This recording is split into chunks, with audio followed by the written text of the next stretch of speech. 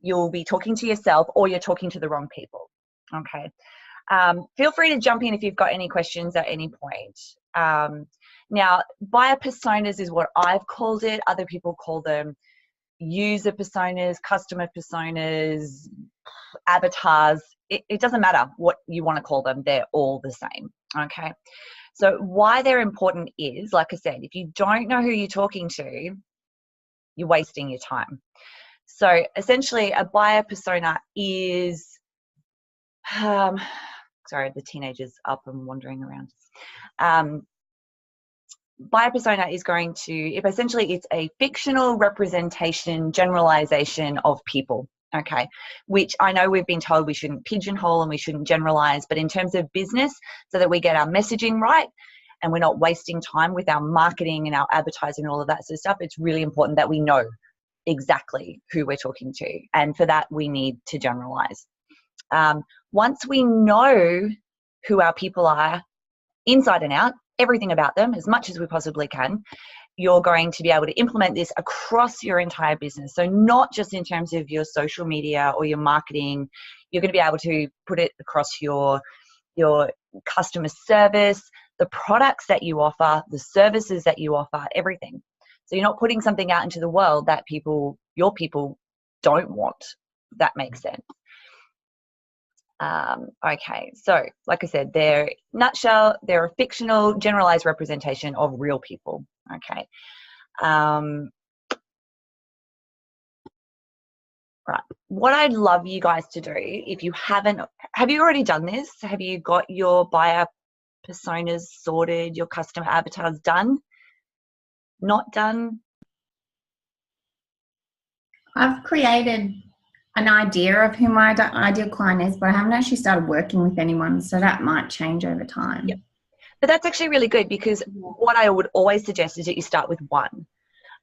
So you're in a really good position that you can start with one and then build from there. What I think the biggest tip that I have is don't think that you would just have one or two. You might only have one or two, but you might have so many more.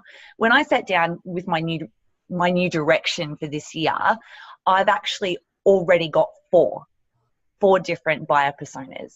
So while you need to be true to your own voice and to be authentic and have your own tone of voice and your own brand voice, at the same time, because I now know what those four different buyer personas are, I can speak to them all slightly differently.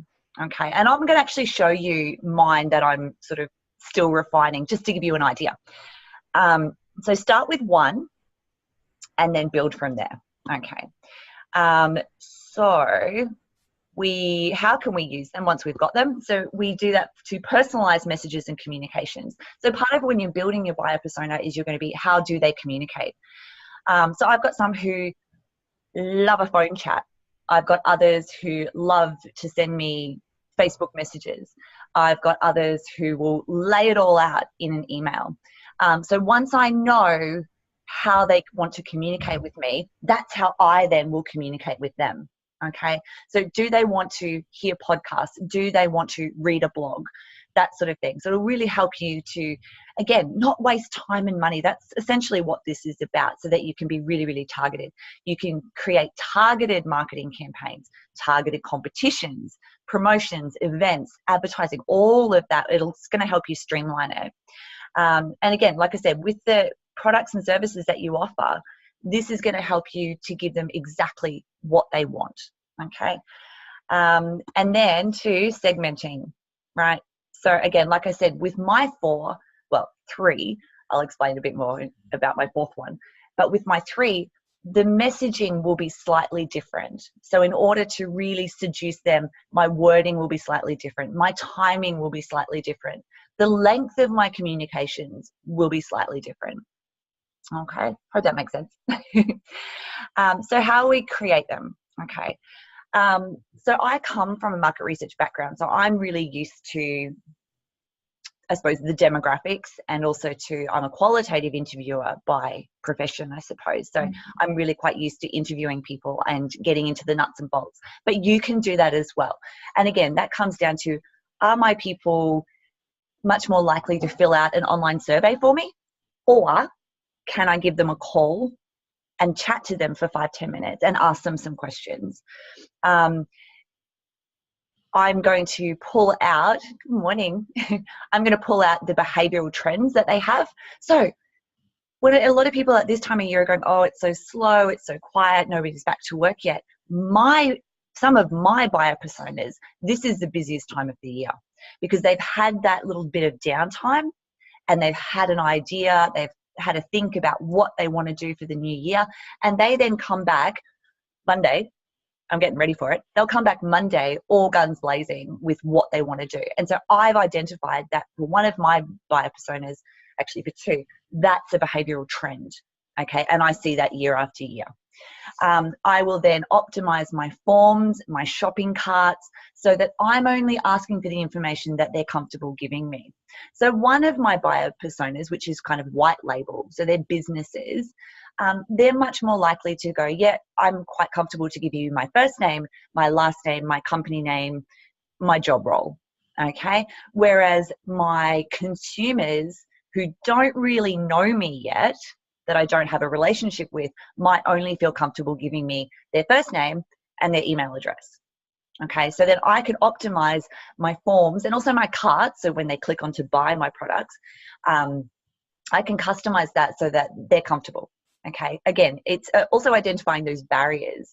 And if I ask them all of these questions, they may not be comfortable. And secondly, if they're on their mobile, again, their mobile phone, so that's one of their behavioral trends, that's where they're interacting with me. If they have to fill out a huge form or a huge card or put in their credit card number or something like that while they're potentially sitting on the bus, commuting on the way home, I'm going to lose them. So if I offer PayPal with a one-click payment option, done. Okay. Now, if you have a team involved, I know that most people that are on this that have said they were going to watch this one-man bands like me, but there are a few that do have teams. Talk to them, okay? So ask them questions, because if they're your reception, they're handling your customer service, or they're part of your sales team, ask them, who is it that you're dealing with? Who are they? Okay, so shout them pizza, sit down and have a Friday afternoon drink, and have a chat about who your people are so that you can help build up those personas. I'm a huge fan of KISS. So keep it simple, okay? Keep it simple, stupid, okay? So a lot of people are going to say you need to ask 100 questions to your people in order to create your buyer personas. I personally don't have time for that. Pretty sure you don't have time for that. Besides, coming up with 100 questions, it seems, again, for my people, it's a bit invasive, okay? Now, a lot of those that are saying you need to ask these 100 questions, again, they are business to business, okay? So it's about their job role and their responsibility and their career path and how did you get to here and all of that sort of stuff. Whereas a lot of us are dealing business, or us, to consumer. Okay, so we don't need to ask a whole heap of that bullshit. Okay, we want to focus on the person. Okay, it doesn't really matter. So I know a lot of you are in the birth space. It doesn't really matter to you the type of specific job or the company that your mums work for. That is probably not going to have much impact on how they buy from you and how they engage with you. Okay. So we're going to keep it simple and we're going to start with 20 questions, okay? So we do have, like I said, we are generalizing. So we do have your age group and the gender that you most identify with, relationship status, their parenting status, okay? Household income bracket. Now, tip for you, coming from, 15 years in market research, which makes me sound ancient. If you keep the brackets broad, so is your household income, up to 50,000, 50 to 75,000, 75 to 100, over $100,000, right? So something like that, you're more likely that they will answer you, okay? If you have that question as what is your household income, okay, you're going to put off offside, because again, still money is something that we all struggle to talk about. If you have a bracket, they're more likely to answer you. And the same with age. Okay, so if you say, you're 18 to 24, 25 to 35, whatever. If you give those brackets, and you can make them fairly specific, like 5 years, if that's what works for you. But if you give them a bracket, they're more likely to answer you, okay? And you're not going to get silence, okay? So where do you live? Again, you can be specific about that, or you can be capital city versus large regional area versus rural, okay? And because, again, that might, if you are working with someone who offering a remote service, actually targeting people in those remote rural areas because they're screaming out for that service and it's not available, okay? So that's kind of an important one. Educational background, again, gives you an idea of the type of way that you'll speak to them. So if your people are predominantly high school graduates, you're probably not going to speak to them in the same way that you would speak to, a buyer persona of PhDs. Okay. What does your typical day look like? I actually love this one because I'm a people watcher, bit of a stalker really. I love, their processes that people go through, so with some of your mums, like, I get up, I do some yoga, I do some meditation, I have a cuppa, I shower, I do my makeup, I go to work, all of that sort of stuff. It all gives you little insights into, are they a haphazard? Are they a random type person, or are they very, very structured? Okay. And that, again, will help you with all of your funnels. I hate that word, but all of those kind of automations that you set up. Are they a, fly by the seat of their pants type girl, or are they very, very rigid? Okay. Again, challenges and obstacles that they're facing. Okay. What is the problem that they want you to solve for them? Okay. And that's essentially what it all comes down to. What are the barriers that they're facing? What are the obstacles that they're facing? And how can you break those down for them? Okay. How do you learn new things? Are they on a webinar? Do they like to jump on a webinar? Do they like to listen to podcasts? Do they jump on the internet? Do they go to face-to-face workshops? That's going to help you, again, how to talk to them and what services you need to offer. Okay. So like a lot in the birthing space, like they go in guns blazing with, I'm going to get hire a room, and I'm going to get catering, and I'm going to do these face-to-face, workshops with mum and partner, all of this sort of stuff, only to realize when they've done a lot of money that those people would actually probably prefer to be able to do something after hours, curled up on their couch in their PJs via Skype. Okay. So how do you learn? Who do you take advice from? Okay. Are they only going to take advice from someone who is, accredited, with this, and this qualifications, or is it the person who sits next to them at work who's already had 2 kids? Do you know what I mean? So you can then kind of tailor how you speak to them, whether you want to speak to them in a more authoritative tone of voice, or whether it's okay to talk to them like a friend. What publications and blogs do you read? What podcasts, YouTube channels do you subscribe to? And some of these, they might go, I don't do that. And that's totally cool, because then okay? Social networks, so where are they hanging out? Okay. Are they hanging out on Instagram? Are they hanging out on Facebook? Because again, that will help you channel where you talk to them, and you're not wasting your time on Twitter if that's where they don't hang out. How do you prefer to communicate with people?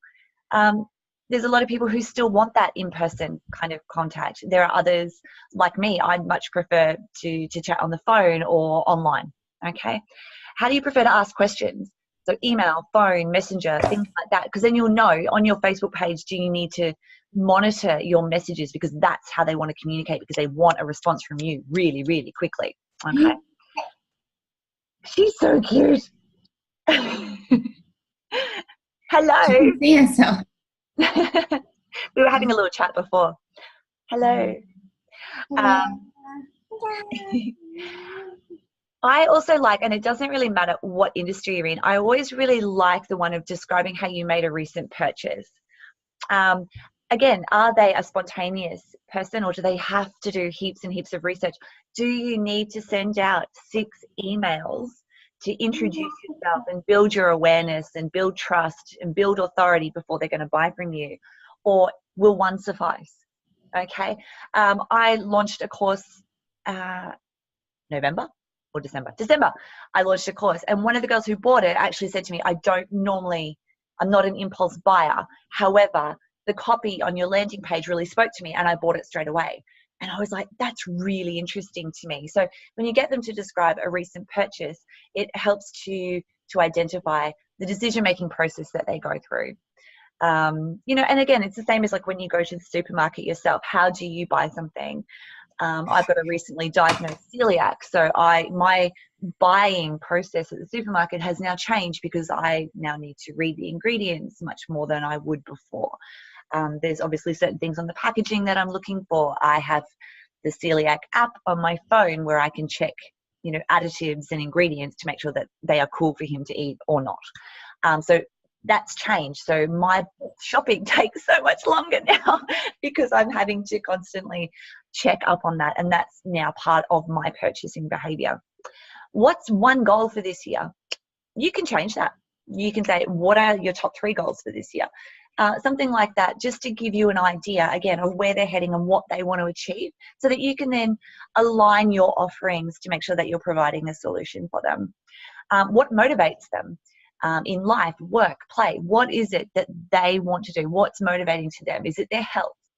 Is it, you know, their kids? What is it that's motivating them? Who influences their decision making? Again, a good one. So if they happen to be, cringe, you know, that Kim Kardashian influences their decision on what to buy. Okay, that would be really sad. But it would give you an idea that perhaps social media influencers, that is possibly a strategy that you need to look at in order to engage with them. Or if they say, I am only influenced by, you know, this page and this page and this page on Facebook, you can go and stalk them and kind of look at this sort of information that they're putting out there, and follow suit. And then just one, and I use this one quite a lot in building buyer personas, but also too in when I create bios for people on their websites. So if you had to spare $100, what would you spend it on and why? And again, it's a little bit telling about their behavioral trends and where their motivation is and where potentially those obstacles are. So a lot of them is like, what was one the other day? I would spend $100. I would take my wife out for dinner because we haven't had any alone time, you know, since our baby was born 6 months ago, and I'd really love to reconnect with her. Okay, great. That's really telling on where their head is at. Again, so I've got the pro tip there of like, again, like we said, with the batching, give ranges for some of those, you're more likely to get them to answer. Now, this one is my number 4. So like I said, I have 4 personas at the moment, and one of them is a little bit different. Okay. One of them is my negative persona. Okay. This is the representation of the type of people I do not want to work with anymore. If you are just starting out, I find particularly in the birth space, there is usually a motivator for why you are now wanting to do this yourself. Okay. So perhaps it is you do not like the system, right? We can all agree that the system is broken. That might be that you are jaded. You do not want to work in that system anymore. Okay. So the type of people that you may not want to work with are those that are institutionalized into that system. Okay. It might seem counterproductive, okay, that you're going to spend time and money and effort to create this persona of these people that you don't want to work with. But it will help you in the long run. When you identify that negative persona, you're then not going to waste your time and your money in advertising, marketing, and selling to the wrong people. Okay. Why would there be people, like I said, with the system? That might be one for you guys. But in other industries, it may be that your budgets are not aligned. It may be that your expectations are way, way off. And I had this at the end of last year, and this is what's helped me with my new direction and my negative persona. I sometimes find that even though we settle on a budget and what is included in that budget, the expectations keep going and going and going. Oh, can you just? Well, yeah, I can just, but it's not within the budget. It's not within the expectations. We call them scope creeps. So you're creeping just a little. But when you sit down and you go, but I added up all those just a little, over the period of a month, and it's actually hours that I'm not getting paid for, and that will build resentment. Okay, so our values may be different. I've had people that have come in and I've done work with, I've done strategy for, and I've ended up, they or I or both of us, whoever kind of came first, goes, you know what, we're not a good fit. Our values are very different. I'm all for, you know, equality, but I will not engage in men bashing. I just won't do it. And that was kind of where this person was wanting me to head. And I was like, I'm not really comfortable with that. So sometimes it just won't fit. It might be that these type of people are too expensive for me to acquire. Okay. And by that is, you know, if they are one of those people that I need to send 10 emails out to in my funnel in order to actually engage with them, that might just seem way, way too expensive for the amount of money I'm actually going to make from working with them. I would probably be better off spending time on someone who only needs 2 emails to establish that kind of awareness and that trust, and they will buy from me. Okay. And again, it might just not be that they're not worth it. You know, if I've got somebody that, you know, I'm going to make $100 a month off, they may not be worth my while. Okay. And the same for you guys. Okay. So this is how I basically set it out. So this is my little example, Emma. So this is where I'm going to pop in her background, her job, her career, her employment type, family structure, you know, her gender, location, income, her demeanor, and how she communicates, what her goals, her challenges, and what I can do to help Emma. When. So I'm going to have a look at the times that she's hanging out on social media, the times of the day or week that she is on the internet or she is reading her emails and things like that. Again, where she's hanging out. Okay, and I put transportation methods in there as well, because I think it's important to remember when you're looking at how you're going to communicate with them, are they listening to podcasts while they're sitting on the train commuting or in their car? You know, that sort of stuff. We are very, very mobile now, so we need to kind of have a little think about that sort of stuff. My why, here's where I'm going to put in any sort of real quotes regarding goals and challenges. So I can take those from emails or Facebook messages. You know, I don't have to identify who they are, but I can take them from my real clients or my real inquiries and pop them in there. So I get a really, really real view of who she is. Any common objections and why they won't engage with me, and my how. So this is my solution for Emma, how I'm going to help her solve her challenges and overcome her obstacles. And essentially it's where I'm going to give her my little elevator pitch. Okay, I do hate that term, but we all know what it means, so I just keep going with that. So yeah, I just pop them in like this. So I will show you. Oh, I don't have it here, hang on, I'm gonna have to find my other one. Because I wanted to show you some examples of mine. Let's see if this works, shall we? Particularly wanted to show you my negative dude. Let's see if it's in this one. Oh, sorry. Emma. Oh, there he is. Okay, so I've called him Noel. Can you see Noel? Just nod your head, Christy, if you can see Noel. Yay! Okay, this is my no good Noel.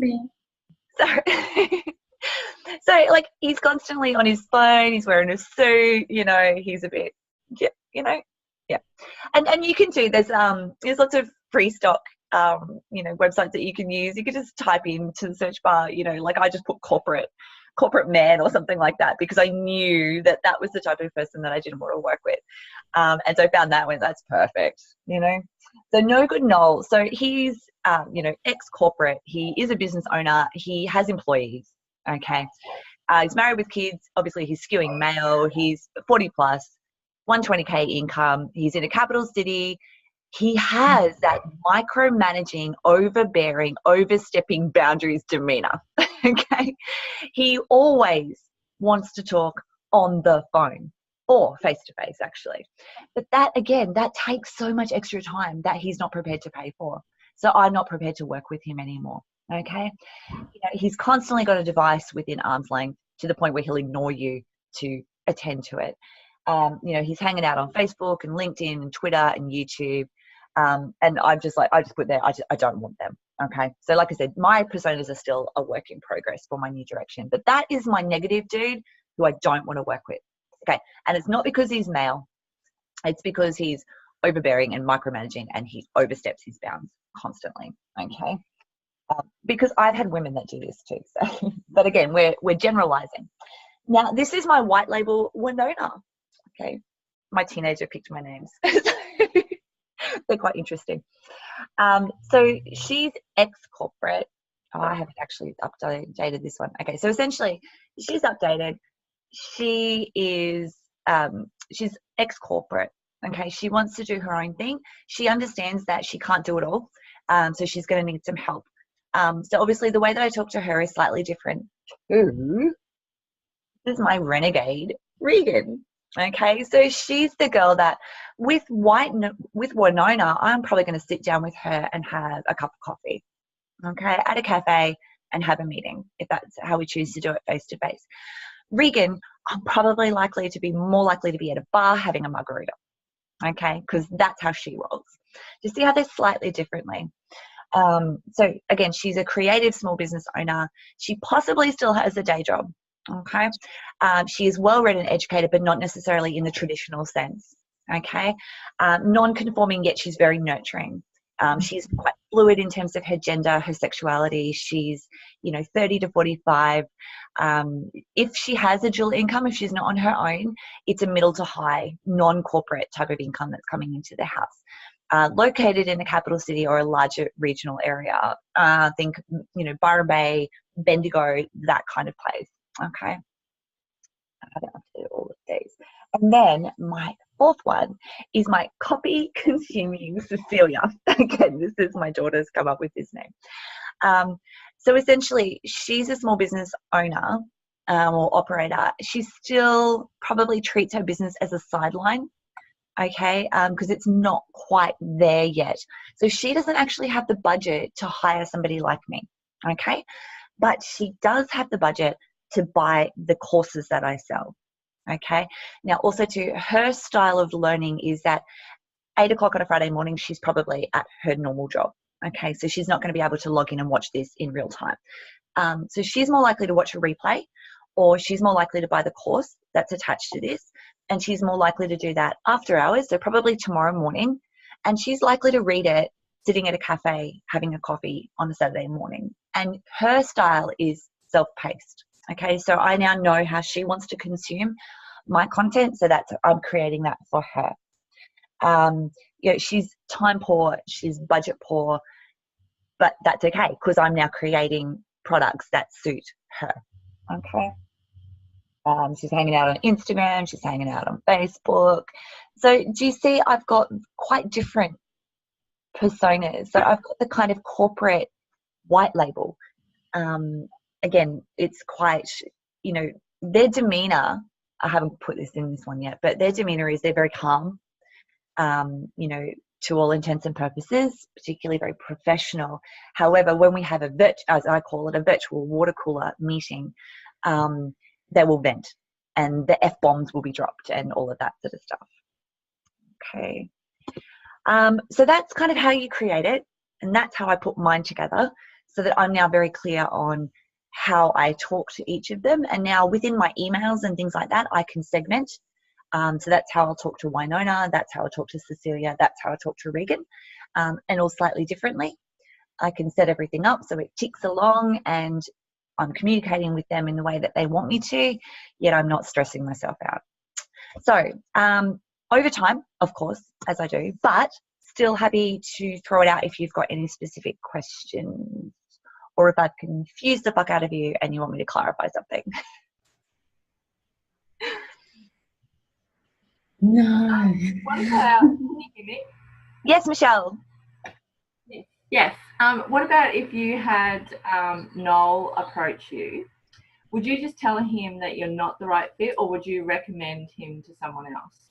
I would probably recommend, because also too, I'm huge on collaboration and all of like referrals. Yeah. So I'm a member of other, like say it's for copywriting. I'm a member of some copywriting groups, so I would probably just say to him, I probably wouldn't say we're not a right fit straight up. I would probably just say I'm fully booked at the moment. However, I'm very happy to, pass along your name. And I would probably put up his stuff in